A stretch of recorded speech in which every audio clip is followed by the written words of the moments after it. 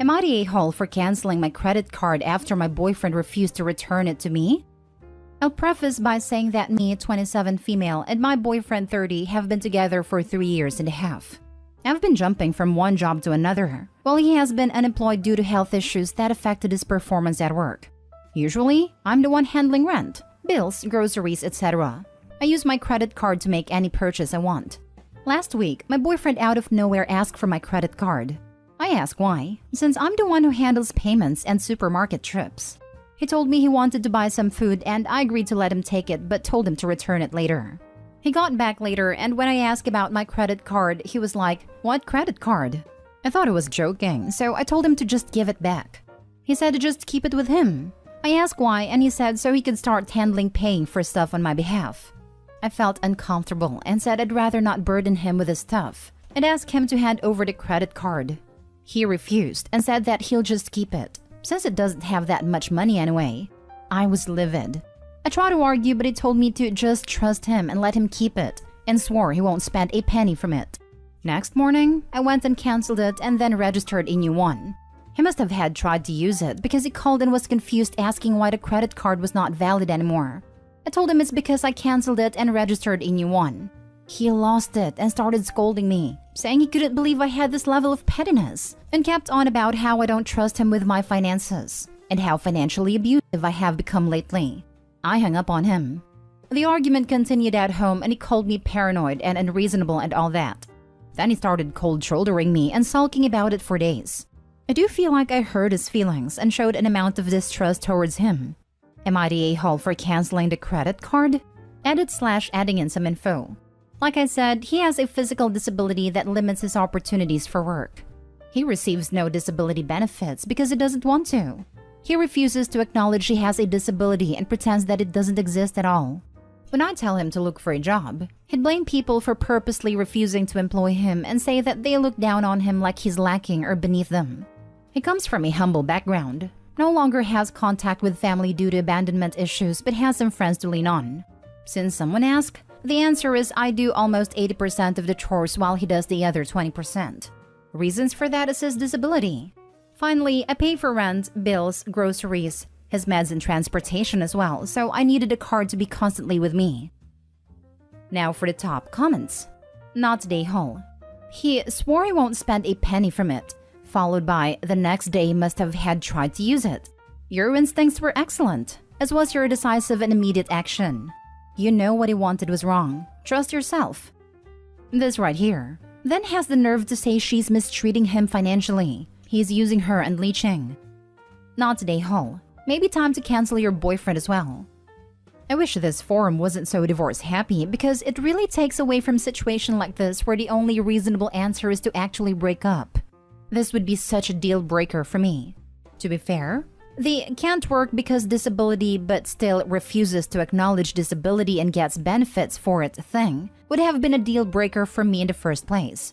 But taking your credit card and refusing to give it back when asked is so disrespectful I could never trust him again.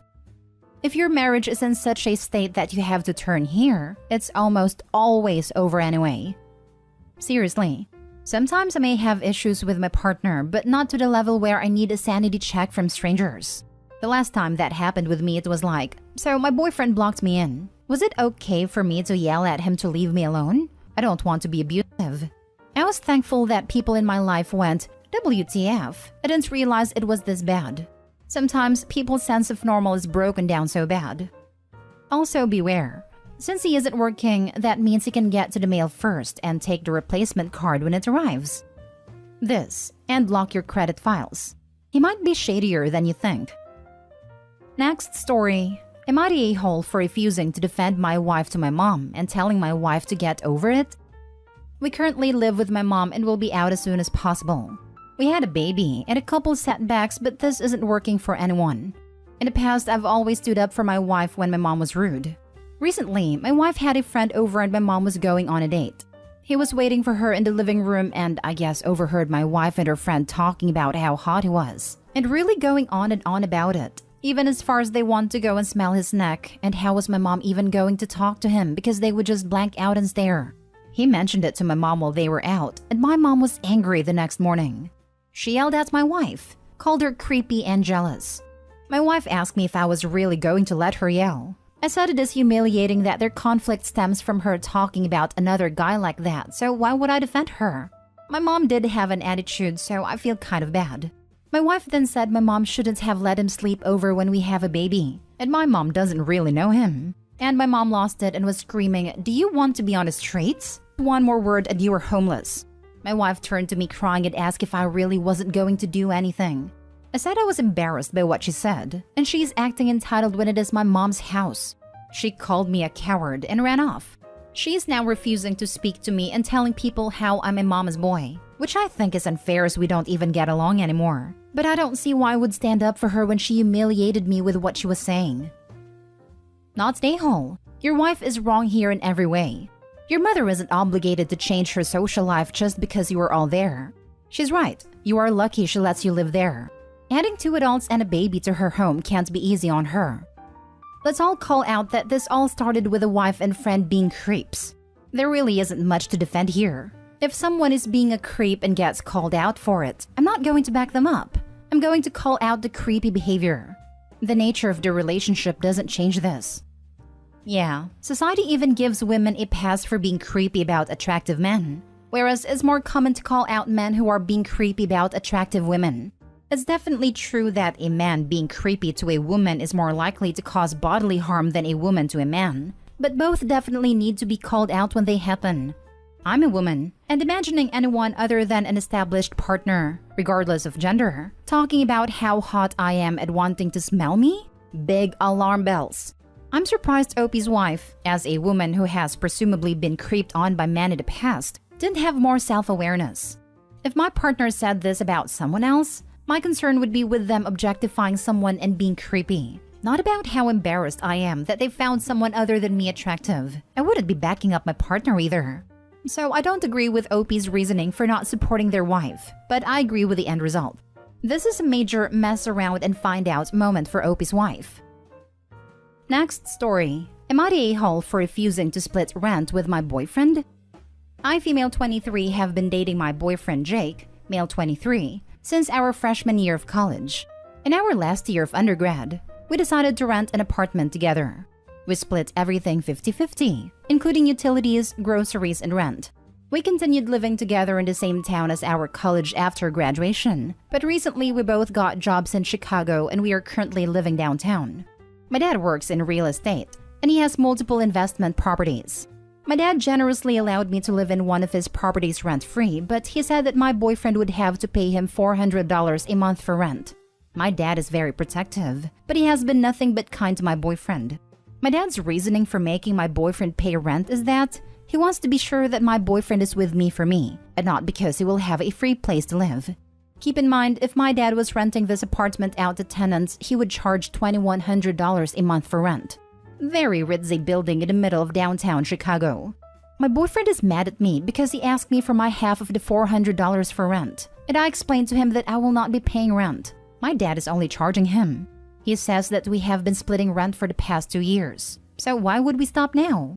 Our rent in our college town was $1,200, so we were both paying $600 a month. Our apartment in Chicago is significantly nicer, and he is paying $200 less a month than what he was in college. Is the idea that my dad doesn't charge me for rent but charges my boyfriend so crazy? Should I suck it up and pay half because I can afford it? Edit. Jake and I still split utilities and groceries 50-50. And when we go out on date nights, we switch off who pays for it. If it pays 1 week, I'll pay the next. Now for the top comments. Not the a-hole. Rent isn't $400. It's $2,100. Point out that if he wants to split rent, then do so by having your dad charge the full amount, which means his portion is $1,050. Pay your dad that, and dad can give it back to you or put it in an escrow to save for a future house. The $400 is a major discount for him, and dad lets you have it for free. This is exactly what I was thinking. The boyfriend thinks he is entitled to Opie's perks. He is the boyfriend, not even husband. He is not immediate family, and the dad is giving him a very good deal already. Don't expect wifey-level service at girlfriend prices. Not the a-hole. A nice ritzy building, check. Located in downtown, check. Only $400 a month, double check. Near your jobs? Check. Getting the family discount from girlfriend's dad? Check. What more does your boyfriend want? Clearly he's not seeing the bigger picture. He's getting a lot of perks because of you and he only has to pay a fraction of the rent. Doesn't he realize that millions don't have that luxury in these critical times of the economy? Plus, he's failing miserably with your dad's test. Your dad's suspicions are kinda right. Maybe dad is spot on with his reasoning. Not the OP, but depending on how hard your boyfriend pushes, this should be a red flag. I think your dad just showed a lot of who Jake is. Explain that rent is $2,100 a month and he is expected to pay $400. You are paying $1,700, but you are receiving support from your family to do so. If he would like to split rent, he is welcome to pay $1,050. Your boyfriend is either 1. Greedy and disingenuous, or 2. Stupid. Either way is not attractive. I vote for this too. Giving him the benefit of the doubt, maybe he's really not aware how much rent costs in this area. But if he doubles down on splitting $400 rent, then I think he definitely failed Papa's test like a fool. Next story. Am I the a-hole for telling my child's mother I'm not interested in her problems? Our child is 3 and we have altering weeks. My mother and sisters help me with childcare when I'm working, and I know I'm very lucky for this. My ex has recently started complaining that she's having trouble with childcare. The cost has become unreasonable and our daughter is at an age now where she screams and cries when left with someone she doesn't know. And she can scream. My girl has a bright future as a tuba player because those lungs are powerful. I told my ex that my mom could watch our daughter for her, but she said she didn't want my family watching her daughter on her time. I figured that was the end of the conversation, but she brought it up again at the next swap. I asked her why she was telling me this, and she got offended. She said I should care about her struggle since it involves our daughter. I said it's not possible to sympathize with problems that have easy solutions. She wants to waste her money on babysitters our daughter hates. That's her choice. If it causes problems for her, those are her problems. If she doesn't want my help, which she doesn't, then there's no reason for us to discuss her problems, as nothing can come out of it. She said I was being an a-hole and she just wanted a sympathetic ear, that she needs to talk about her problems sometimes. I said that's what a therapist is for, or her friends or something. I'm not going to pretend to be interested in her problems. I don't like problems. I like solutions. She said that that's why our relationship ended, and I agreed that it was, and asked her why she expected me to do something for her now that we're broken up. Listen to problems without offering solutions, when I wouldn't even do that when we're together. She knows I'm only interested in solutions, not problems. Why was she expecting something else? My sister said it's important to have good communication with my child's mother and I should pretend to care even though I don't, just to keep that communication line open. She said it's only once a week, and saying, "I'm sorry, that sucks," costs me nothing, and takes less time than saying, "Your problems aren't real problems and I don't care," and start a fight. She might have a point. Am I the a-hole? Not the a-hole. I can't believe your ex is turning down free childcare. Unless your family is rude or mistreat her in some way. Some parents use an app for communication. Could be something to look into. My mom is always nice to her, and my ex really liked my mom before we broke up. For her, it's the principle of the thing. Like my family should only see our daughter on my time. Which, fine, but then figure out your own childcare, right? Is it possible that instead of wanting a sympathetic ear to listen, she actually wanted money out of the situation? Like she thought she can get you to pay for her childcare if she complains enough. Not the a-hole. She needs to move on and stop depending on you for emotional support. Divorce means the end of the relationship between you and her, as anything more than parents. We weren't married, but I completely agree with you. Last story. Am I the a-hole for not paying my niece's college tuition? 40-year-old male here. My niece, Bryn, recently started attending her second-choice college. And apparently, I'm a selfish a-hole for making it impossible for her to go to her dream school. Earlier this year, when Bryn got accepted to her dream school, the family had a little get-together to celebrate. While there, my sister, Bryn's mom, pulled me aside and asked if I would pay Bryn's tuition. The school is out of state, so it was going to be too expensive for my sister and brother-in-law, a little upwards of $50,000 per year. I said no. I'll admit that I felt terrible since we were at a gathering to celebrate her acceptance, and now she couldn't attend. But I was also blindsided because there had never been any mention before about me financing Bryn's college. My parents, sister, brother-in-law, and Bryn nagged me for months trying to change my mind, saying that Bryn is my only niece, and I should reward her for working so hard. She really is a great student, and I'm proud of her graduating on the honor roll. But I just don't think that means I need to spend $50,000 per year. I consider myself to be a pretty frugal guy, relative to what I make at least, and $50,000 is about what I spend annually for all my living expenses combined. I thought that by the time Bryn started at her current university, she would get over it and see that this school is great too. But I'm still getting the cold shoulder and snide remarks every time I go to my sister's or parents' house. Am I the a-hole? Not the a-hole. Everyone else involved is though. What kind of backward nonsense is that? You don't understand though. The family at the moment isn't allowed to say no. Wait a second. Why would there be any expectation for you to fund her education?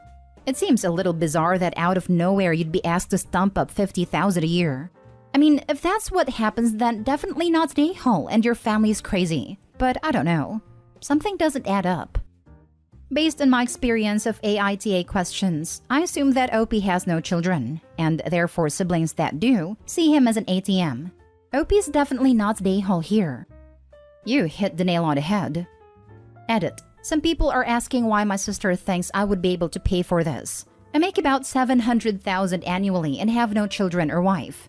I've helped my family out of some rough spots before, $30,000 in medical debt, etc. I feel guilty because I probably got them accustomed to sudden favors when they needed it. As someone else stated, I became an ATM. But I think $50,000 every single year is different.